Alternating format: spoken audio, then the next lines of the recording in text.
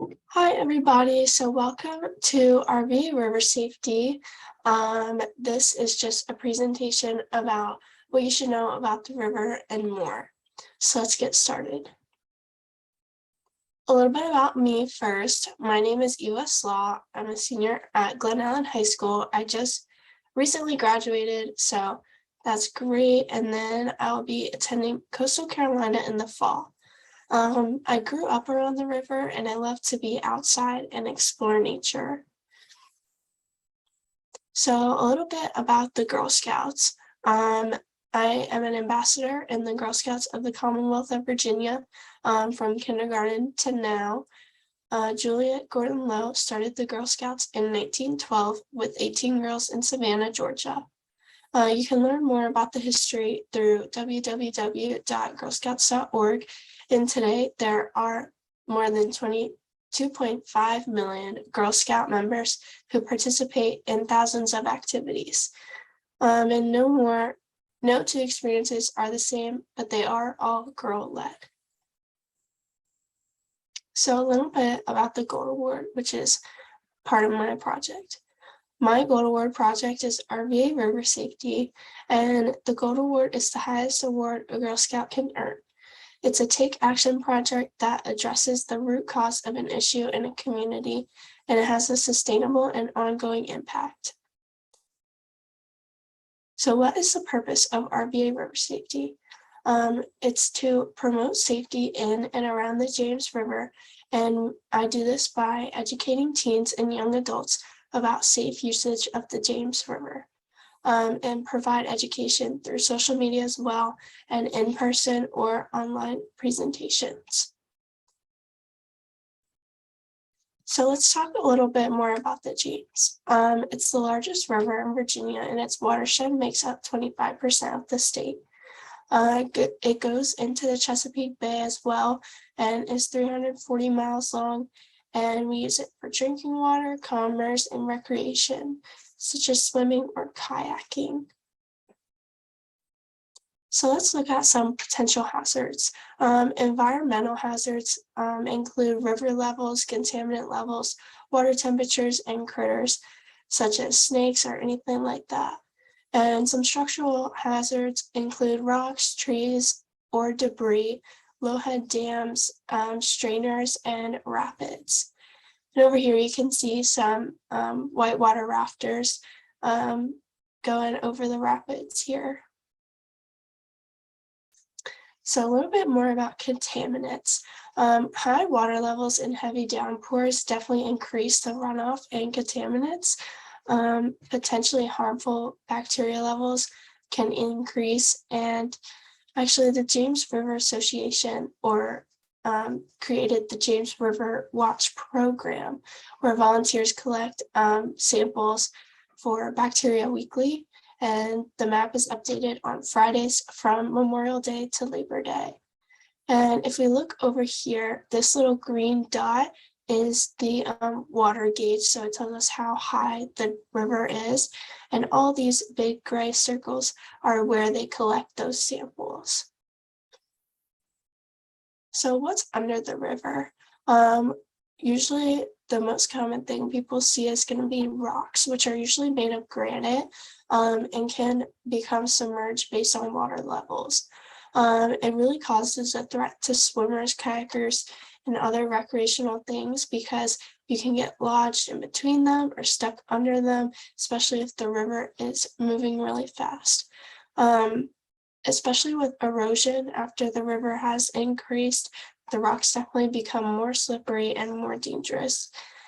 Other things are trees and branches. The most common around the river is the American elm, which grows up to 80 feet tall and often becomes lodged in between these big rocks over here, especially after storms. So those can be really dangerous as well. So more about what's under the river. Like I said, the rocks become slippery, not just because of erosion, but also things like algae and this kind of grass over here grows on top of them, making them really slippery and dangerous, especially if you were to slip and fall and get caught in the current. And then here's a picture to the right of all these trees and branches piled up together. This is kind of just really dangerous, as you could float into them and become stuck. So let's look at what else is on the James. Something that people aren't aware of as much are low-head dams. Their purpose is to regulate levels upstream. So it keeps water moving fast to move it downstream, which can become very dangerous for swimmers and other recreational things. Because its purpose is to decrease water levels upstream, it has recirculating currents at the bottom of it, which causes or makes it really hard to get out of them once you've fallen into it. So, and they're very difficult to see up ahead, especially if you're on the upstream level. Another thing is the rapids along the James. So they can range anywhere from class 1 to a class 3 or more.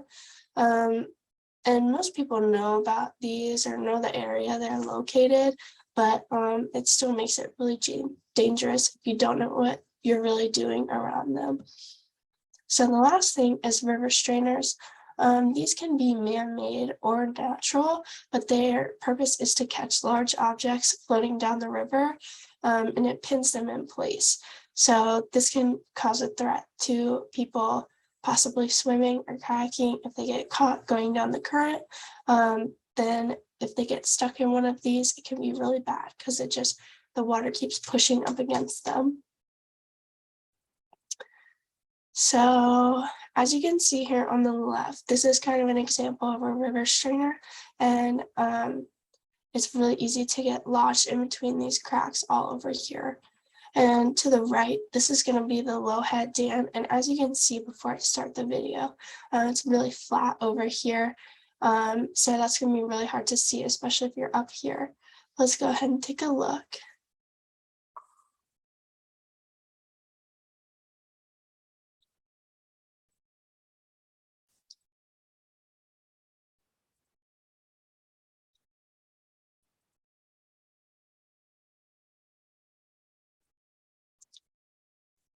All right, so as you saw, you can see this water drastically dropping, and that's what creates those circulating patterns, which can easily suck you under and make it hard for you to escape.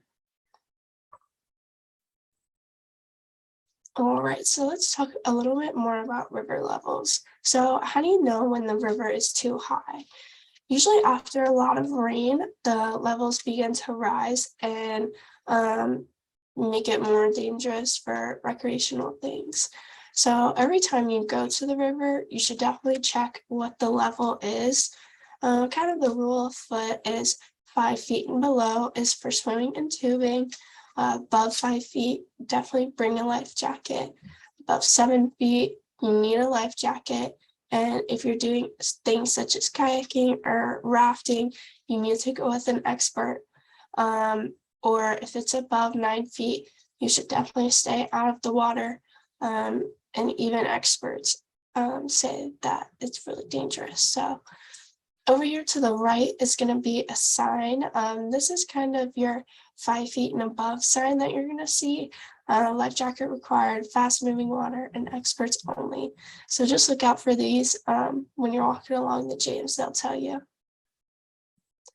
So some more helpful resources are How's the James RVA social media page.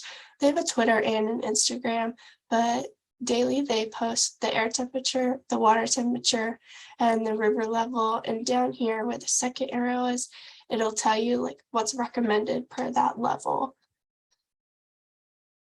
So here's a side-by-side comparison. Here on the left, this is going to be 5 to 6 feet. You can see all these trees and rocks and such, and the water is really clear. So that's how you know that it's kind of not as strong of a current. And over here to the right, you can tell lots of white capping over here, and you can't see through the water and all the rocks are gone. So that's going to be 11 to 12 feet. And this is definitely something that you should stay away from. And here is a clip of just fast-paced moving water. So let's take a look.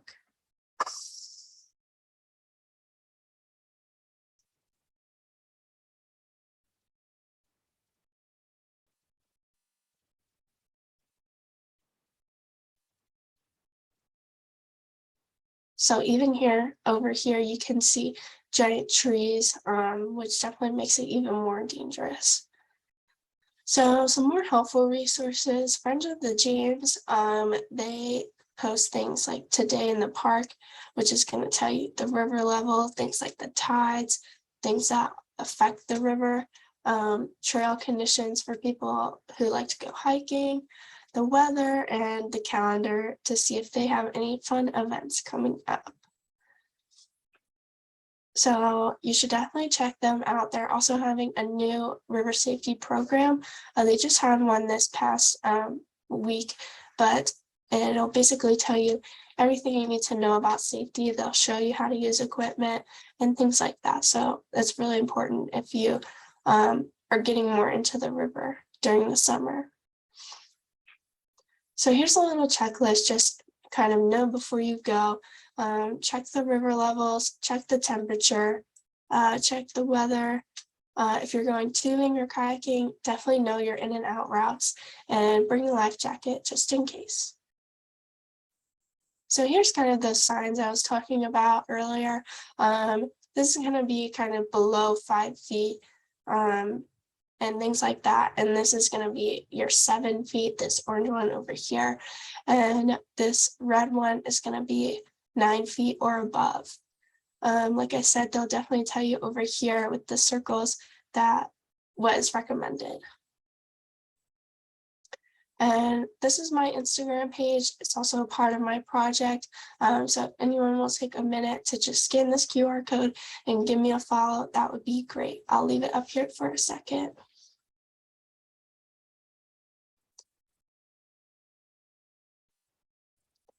Okay. And then these are just sources. So I'll leave this QR code up here. And thanks so much for watching, and I hope you learned something.